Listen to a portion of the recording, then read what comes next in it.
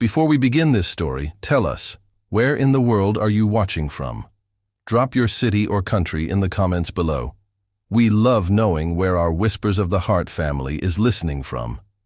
The dust motes dancing in the final shafts of afternoon light were the only lively things left in the Oak Haven Public Library. For 60 years, the library had been the town's quiet heart, its shelves holding more than just books. They held the town's memories, its dreams, its soul. And for 45 of those years, Arthur Pendleton had been its faithful keeper. And while you're here, don't forget to hit that subscribe button and tap the bell icon so you never miss another heartfelt story made just for you. Now, at 72, with his wife Eleanor's memory echoing in the silence between the stacks, Arthur was overseeing its death. The familiar scent of aging paper and lemon polish was being replaced by the sterile smell of cardboard boxes. A large, unforgiving sign from a corporate developer was plastered on the front door. Closing permanently. Property of Sterling Holdings. The town council had sold their history for a promise of luxury condos. Arthur had one more day to pack up the books, to box up a lifetime of service before the bulldozers came to tear it all down. He was carefully wrapping a first edition of To Kill a Mockingbird, his hands trembling slightly, when the front doors burst open, letting in a gust of violent wind and a frantic-looking woman. She was drenched, her simple coat soaked through, her hair plastered to her face. Cradled in her arms was a small boy, no older than 6, his face flushed with fever, his breathing shallow and quick. "Please," she gasped, her voice ragged with panic as she stumbled forward. "The storm. It came out of nowhere. My car broke down a mile back. My phone is dead. I tried the motels. Everything is full because of the highway closure. My son, he's burning up. Is there anywhere we can go, just for a little while?"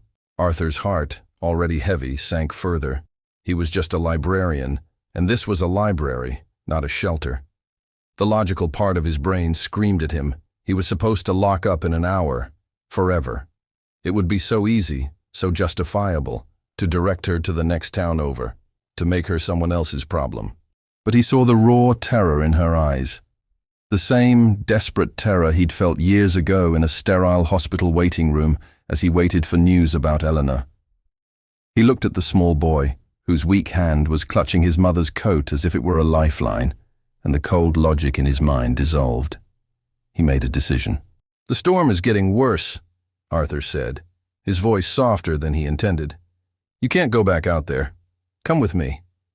He led her through the maze of packed-up boxes to the small, windowless office in the back, a tiny sanctuary filled with decades of personal trinkets and photos of Eleanor. It wasn't much, but it was warm and dry. He took the worn, woolen blanket from the back of his own chair, a soft, faded plaid, the last thing Eleanor had knitted for him, and gently draped it over the shivering boy. It felt like giving away a piece of her warmth. He then went to the staff break room and heated the last of his own soup on the old hot plate, pouring it into a chipped ceramic mug for the mother.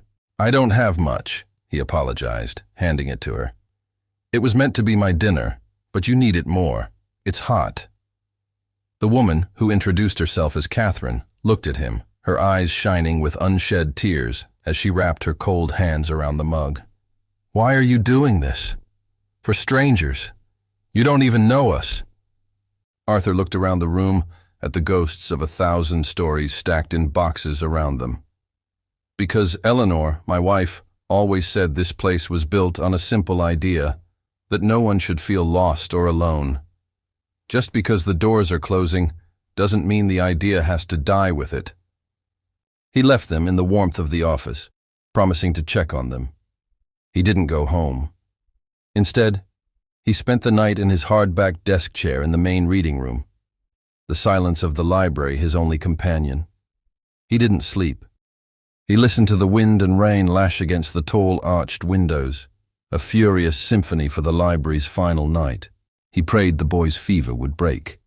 He was a keeper of stories, and tonight he felt like he was guarding the most important one of all. The first light of dawn brought with it an eerie quiet. The storm had passed, leaving the world washed clean. Arthur woke with a stiff neck and a deep ache in his bones. He rose and went to check on his guests. The office was empty, but the blanket was neatly folded on the chair. On top of it sat the empty soup mug and a small, hand-carved wooden bird, clearly a child's pocket treasure. There was no note. A wave of disappointment washed over him, followed by a pang of worry. He hoped they were safe. He clutched the small bird in his hand and turned to face his final heartbreaking task, locking the library doors for the last time. As he walked to the entrance, he saw it. A sleek, black car, gleaming in the morning light, was parked in front of the library. Standing by the door was Catherine, no longer looking disheveled, but composed, dressed in an elegant coat. Beside her stood an imposing, silver-haired man in a suit that cost more than Arthur's monthly pension. "Arthur Pendleton?" the man asked, his voice carrying the unmistakable ring of authority. Arthur nodded numbly, his heart sinking. This must be Sterling himself, come to ensure the old man was out on time. "My name is Julian Sterling," the man said, extending a hand.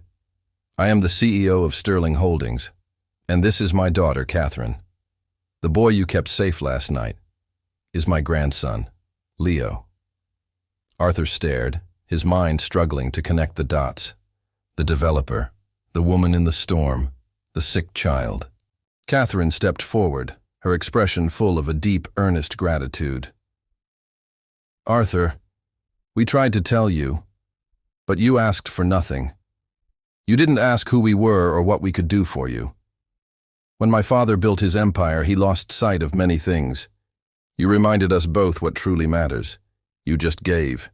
You gave us everything you had left." Julian Sterling looked from his daughter to the old librarian, a thoughtful, unreadable expression on his face.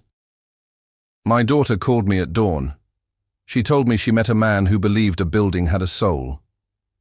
I came here to supervise the demolition of an asset, an old, unprofitable property." He paused, his gaze sweeping over the library's worn, beloved facade. "But I see now that I was mistaken. This isn't just a property, it's a legacy. My wife Elizabeth loved books. She brought me here on our first date. She believed a library was a sanctuary. In my ambition, I forgot that." He pulled a set of documents from his briefcase, tore the closing sign from the door with a decisive rip, and handed the papers to Arthur. "Sterling Holdings is not tearing down this library. We are endowing it. We are establishing the Elizabeth Sterling Foundation to ensure this library not only survives but thrives. It will be renovated, expanded, and its collection will be digitized. And," he added, looking directly at Arthur, "it will require a head curator to oversee the project. It is a lifetime appointment, with a salary that reflects its importance, if you'll have it." Tears streamed freely down Arthur's face. He looked at the documents, at the faces of the father and daughter, and at the little wooden bird he was still clutching in his hand. He had spent his life saving stories, never imagining he would become the hero of one. 1 year later, the Oak Haven Community Library, now the Elizabeth Sterling Library and Cultural Center, held its grand reopening.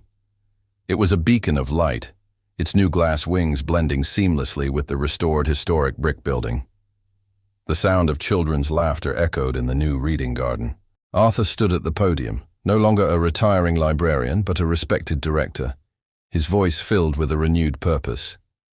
In the front row, Julian Sterling sat next to his daughter Catherine and his grandson, a healthy, smiling boy who waved at Arthur with a book in his hand. "A library," Arthur said, his voice clear and strong, resonating through the crowd, "is not made of brick and mortar. It is made of kindness.